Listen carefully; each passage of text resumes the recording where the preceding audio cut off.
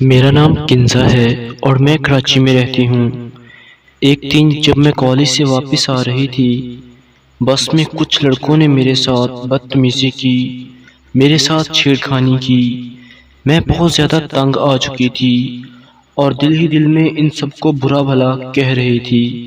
یہ روز کی روٹین تھی۔ آتے جاتے وقت وہ آوارہ لڑکے بس ایک آخری کام کے علاوہ سب کچھ کر دیتے۔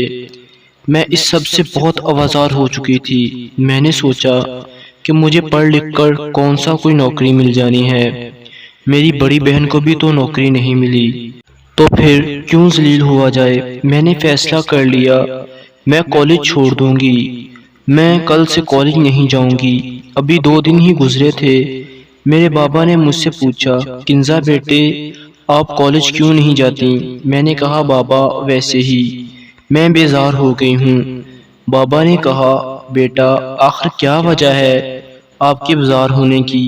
میں نے کہا بابا بس میں لڑکے تو کیا، بڑی عمر والے مرد بھی تنگ کرتے ہیں۔ بابا بولے بیٹا اف ہو، آپ ٹھیک نہیں سمجھی۔ میں نے کہا کیا بابا جان؟ تو بولے چلو تیار ہو جاؤ، ہم بازار جائیں گے، میرا دل کر رہا ہے آئس کریم کھانے کو۔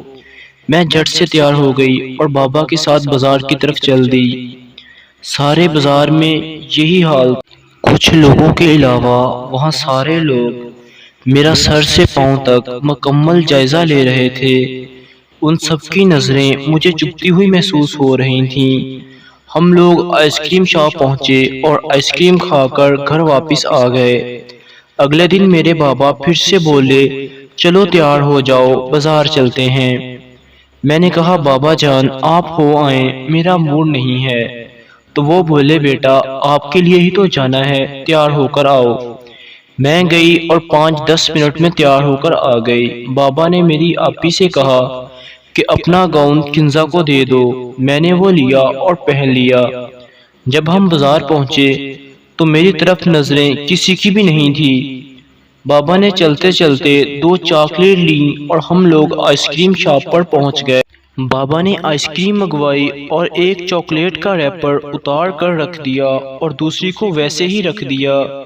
ہم لوگ آئس کریم کھانے لگے، تب تک مکھیوں نے ریپر کے بغیر والی چاکلیٹ پر قبضہ کر لیا۔ میرے بابا نے مجھے متوجہ کیا اور بولے کنزا دیکھو تم ایک چاکلیٹ ہو اور یہ سارا زمانہ مکھیوں کی مانند ہے۔ تم جب کھلی رہو گی تو بہت ساری مکھیاں تمہارے ارد گرد منڈلائیں گی اور ان میں سے کچھ تمہیں کھائیں گی، اور اگر تم کور یعنی پردے میں رہو گی تو کسی مکھی کی مجال نہیں کہ تمہیں کھا سکے۔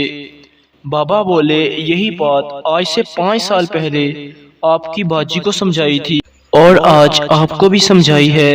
اس دن سے لے کر آج تک میرے 2 بچے ہیں، کبھی بھی بغیر پردہ کیے میں بازار یا کالج نہیں گئی، اور میں اس دن سمجھی تھی کہ پردے کا حکم اسلام کیوں دیتا ہے اور ہمیں اللہ تعالیٰ نے پردہ کرنے کا حکم کیوں دیا ہے۔ تھینکس فار واچ، اللہ حافظ۔